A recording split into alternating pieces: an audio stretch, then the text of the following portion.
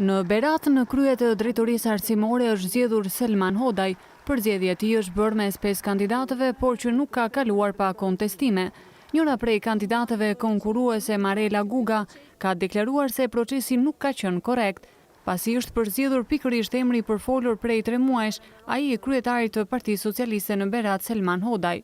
Mendoja se ishte një proces i rregullt, por përzgjedhja e emrit të përfolur para 3 muajsh, mua më bëri që të mendoj që ky proces nuk ishte korrekt. Ndërkohë, në prezantimin final, Ministri e Arsimit Lindita Nikolla deklaroi se tashmë ka filluar një standard i ri në sistemin e menaxhimit të arsimit në vend, duke ju dhënë fund emërimeve partijake dhe pa kriter që janë kryer deri më tani. Kur filluam lajmërimin e këtij konkursi, lajmëruam një herësh edhe fillimin e fundit të militantizmit dhe korruptimit shkollës, përmes emërimesh pa kriter e pa karar. Ministria Lindita Nikolli shkarkoi 12 drejtorë të drejtorive arsimore në Qarqe për shkelje të detyrës, të cilët do të përgjigjen në vijim dhe në institucionet e drejtësisë. Deri më tani janë prezantuar kreu i darë në Shkodër, Durrës, Lezhë, Vlorë dhe së fundmi në Fier.